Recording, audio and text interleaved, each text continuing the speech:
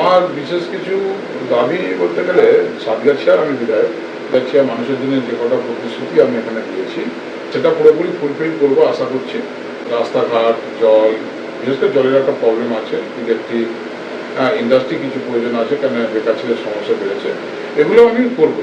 Diamond হারবারটা আজকে যখন east India company প্রথম এখানে ব্যবসা করতে এসেছিলেন নদীপথে ডায়মন্ড হারবার দিয়ে, সেই রাস্তাটা ন্যাশনাল হাইওয়ে রোড, এটা প্রথম ভারতবর্ষ, সেটা এখনো পর্যন্ত কোনো ডেভেলপ হয়নি। এর আগে গত সরকার যারা ছিলেন, সরকারে বসেছিলেন, তৃণমূল বলুন, সিপিএম বলুন, সবাই ছিলেন, কিন্তু এই রোডটা কিন্তু এখনো পর্যন্ত কোনো ডেভেলপ হয়নি।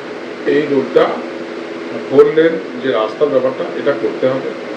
এবং গঙ্গাসাগর যাত্রী যারা বহু দিন থেকে যাতায়াত করে তাদের প্রচণ্ড অসুবিধা হয় আসা যাওয়া।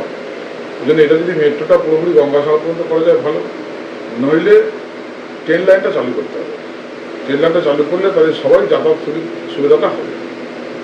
আর এইদিকে যে যানজটটা হচ্ছে, আমাদের যে ঠাকুরপুকুর বাগঘাট রোড, এই রোডটাকে সোজা কিছুটা, বেশি দূর না, রায়পুর হুগলি নদী, রায়পুর নদী যেটা আছে, ওখান দিয়ে ওভারব্রিজ করে উলুবেরিয়ার ওপর দিয়ে হাই রোডের সঙ্গে যদি কানেক্টেড করতে পারি, তাহলে আমাদের এদিকের যে সাউথের দক্ষিণাঞ্চলের যেসব গাড়িগুলো, তাহলে সব এপার দিয়ে ফলতাগামী, আমতলাগামী, দোস্তপুর যেসব গাড়িগুলো, 75 রোডের এই যে গাড়িগুলো সব এপার দিয়ে চলে যেতে পারবে। তাহলে এই যানজট যেটা আছে সেটা থাকবে না।